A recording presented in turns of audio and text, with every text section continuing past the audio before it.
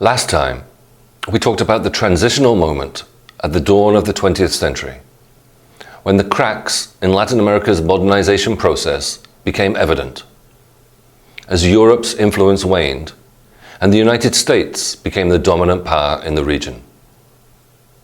We looked at narratives produced by modernista writers, such as Nicaragua's Rubén Darío, Cuba's José Martí, and Mexico's José Vasconcelos. These writers projected images of Latin America's distinctiveness, an answer to the perennial question of Latin American identity, that often drew on the colonial heritage, now reevaluated as a source of spiritual and aesthetic superiority to a supposedly crassly materialist USA. Yet the ways in which such intellectuals frame their arguments often reveal a deep ambivalence, and an acknowledgement that if the United States got its way in the region, it was not through force alone. To many Latin Americans, there was something admirable, even seductive, about their neighbor to the north. Meanwhile, new forms of discontent surfaced, most obviously, but not only, with the Mexican Revolution of 1910 to 1920. Radical ideas flourished. In some places, thanks to the growth of an organized working class, and sometimes imported ideologies, such as Marxism and anarchism. Elsewhere, as a result of new tensions in the countryside, as residual powers such as large landowners struggled to maintain their hold. The sources of such protests could not be entirely ignored, and they were both acknowledged and displaced.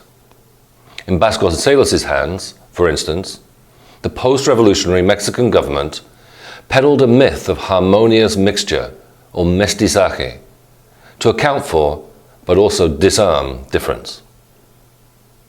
Next week, we'll look at the rise of populism, a not unrelated political strategy that pins the blame for social tensions on national and international elites, to whom the idea of a unified people is opposed. As we will see, populist rhetoric, and often its economic policies, stress national autonomy and self-sufficiency. But we have often noted that it's not so easy to demarcate and disentangle Latin America from the rest of the world. Indeed, arguably the worldwide interconnectedness that we now call globalization began back on the mythic date of 1492. Since that moment, the region has always been a key node in a network of global flows of travel and trade, capital and labor, raw materials and commodities, ideas and representations, without which the modern world would be unimaginable. During the colonial period, these flows were primarily organized and channeled by the colonial powers, above all for Latin America, Spain, and Portugal. They sought as far as possible to ensure a monopoly on the trade and profit from extraction of the region's resources. This monopoly was often contested. The history of piracy is a story of attempts to intercept and reroute such flows from their legitimate trajectories. And in the end, the tensions and perceived injustices of colonial regulation in the Americas, North and South, for the United States, think of the Boston Tea Party, helped motivate local elites to fight for political independence. The 19th century then saw the growth of free markets and the arrival of new agents such as the British capitalists, merchants and engineers who built much of the railroad infrastructure of a country such as Argentina, and who, incidentally, also taught South Americans to play football, an innovation that England football fans might later have cause to regret, seeing the national team humiliated by the likes of Maradona and Ronaldinho. So here too, economic as well as military and political transactions were always accompanied by, and often inseparable from, cultural exchanges with sometimes unpredictable consequences. For the 20th century, similarly, the fact that certain countries developed a passion for baseball over football reveals that they have been impacted by the United States with particular intensity, whether through economic activity, Venezuela, occupation, Puerto Rico, Panama, military intervention, Nicaragua, the Dominican Republic, or a combination of the three, Cuba. More generally, US cultural products, from Hollywood film to fast food, rock and roll counterculture to name brand drinks and, as Alexander Dawson documents, cigarettes and so on, all came to saturate the Latin American marketplace. Not to mention automobiles, televisions, hi-fis, white goods, and other accoutrements of the consumer lifestyle to which even the poorest often aspire. Commerce, coercion, and, we should add, culture went hand in hand in the growth of a US informal empire throughout the hemisphere. This empire may have been informal, and its guiding principle may have been the free market, but it was enforced through violence when necessary. Dawson notes the many direct US interventions in the region, 32 separate occasions over the 6 decades from 1898 to 1958, mostly in Central America and the Caribbean. Cuba, repeatedly, Nicaragua, also repeatedly, Panama, El Salvador, and perhaps most notoriously Guatemala in 1954, when the CIA leveraged a coup against the democratically elected reformist government of Jacobo Arbenz at the prompting of the United Fruit Company, a corporation still in business after various mergers as Chiquita. In short, where the United States felt that its political or commercial interests were in jeopardy, it was quick to send in the Marines, or otherwise wield a big stick to maintain order on its own terms. Nor did this pattern end in the 1950s.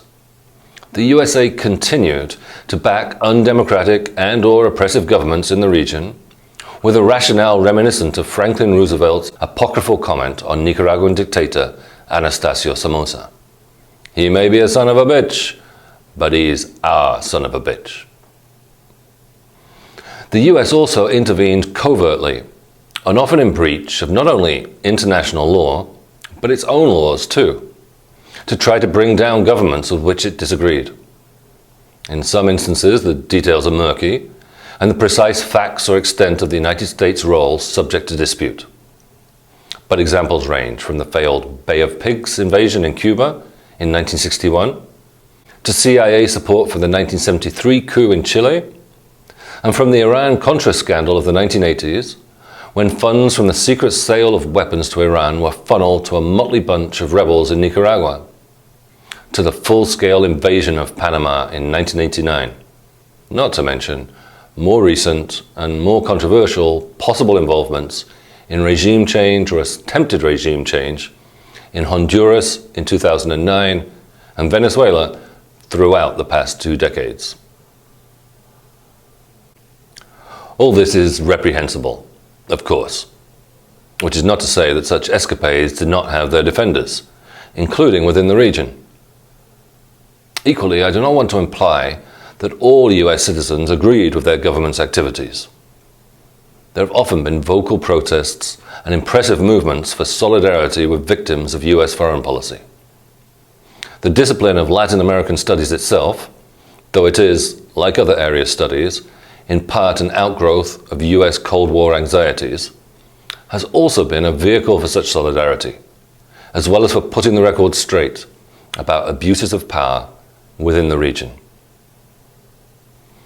But it is not enough, nor is it very productive, merely to reprehend. The relationship between the United States and Latin America is more complex than simply that of a schoolyard bully with his victim, and it has gone through different phases over the years. US media representations of Latin America can be seen as attempts to negotiate, rethink, or think through the complexities of this relationship, in ways that often reflect back on US sensibilities in uncanny ways. Take the films of the so-called Good Neighbor period, when leading up to and during the Second World War, the bid to secure Latin American markets and raw materials, as access to European markets grew more precarious, led to a charm offensive, aimed to influence public discourse and attitudes in the US and Latin America alike. Busby Berkeley's The Gang's All Here of 1943, for instance. The movie opens in apparently realistic mode. A ship, the SS Brazil, docks in New York, and passengers and goods are unloaded. The passengers include businessmen and well-dressed young women.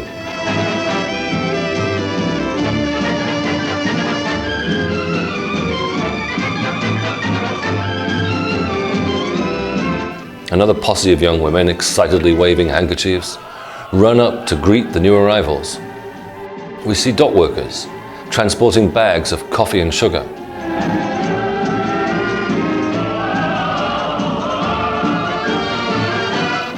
Slowly, a still more exotic cargo descends from above, an enormous mass of tropical greenery, vegetables and fruit. The camera zooms in and pans down this cornucopia to reveal a woman who seems to be wearing the entire unwieldy consignment as a fantastically extravagant hat. Somewhere between merchandise and passenger, such that it is hard to tell the difference between the two, this is the Brazilian Portuguese actor Carmen Miranda, at the time a bona fide superstar, soon to be Hollywood's highest paid entertainer, and indeed the #1 earning woman in the entire United States. She joins in the song that's been playing in the background, singing in Portuguese what has become a Brazilian classic, the patriotic samba Aquarela do Brasil, Watercolor of Brazil, a song made famous by another Good Neighbor movie, Disney's Saludos Amigos of 1942, and which has since been covered by everyone from Frank Sinatra to Kate Bush to Arcade Fire. Miranda herself may be largely forgotten now, but the cultural imports with which she is entangled endure. As soon as Miranda arrives on the scene, the pretense to realism fades away. We're on a stage set, in a nightclub. All this is self-consciously spectacular, an extravagant and overworked fiction, albeit grounded on a real relationship. A car horn interrupts the music, announcing a new figure, a top-hatted dignitary accompanied by a marching band, who offers Miranda the freedom of the city, but not before half whispering to her, "Any coffee on you?" Got any coffee on you?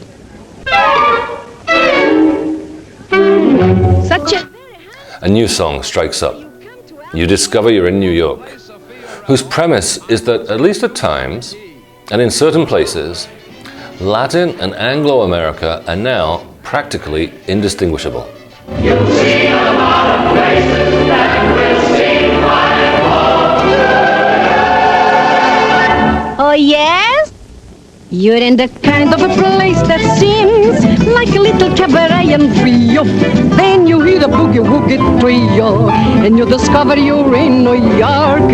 A senorita with the flashing eyes looks to you as if she might be chummy, but she only wants to play gin drumming. And you discover you're in New York. You hear a tropical drum, you drink a tropical rum. You're in a tropical spot, and yet you really are not. In case you're missing the point, you're in a typical joint on gay Broadway. For just a minute or two you feel that you're down around the old equator. Then you're interrupted by the waiter, a South American named O'Rourke, and discover you're in New York. You hear a tropical drum, you drink a tropical rum, you're in a tropical spot, and yet you really are not. And you discover you're in New York. What was once out of reach is suddenly close at hand. I'll let you watch the rest of the scene. You might also want to view other performances by Carmen Miranda, or other snippets from Good Neighbor movies. Check out Betty Grable and Don Ameche singing Down Argentine Way, Donald Duck in Saludos Amigos, Or Bing Crosby and the Andrews Sisters performing You Don't Have to Know the Language in Road to Rio. These are all easily found on YouTube.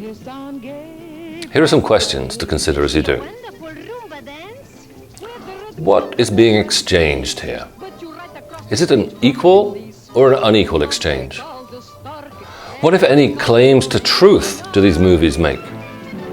What, if anything, do they tell us about either Latin America or the United States?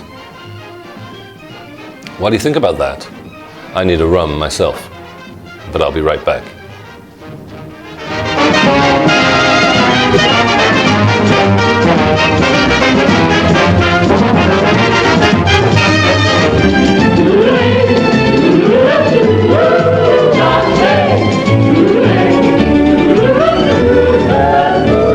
You want to be with the big strong man, and the jungle music is so creepy, but the gentleman with you is sleepy, and you discover you're in New York, and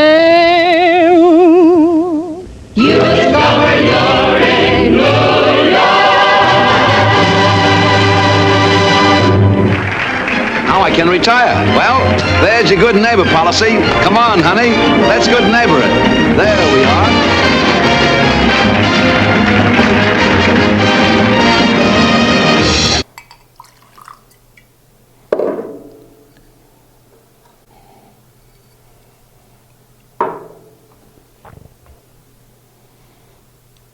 There's a lot to say about these films.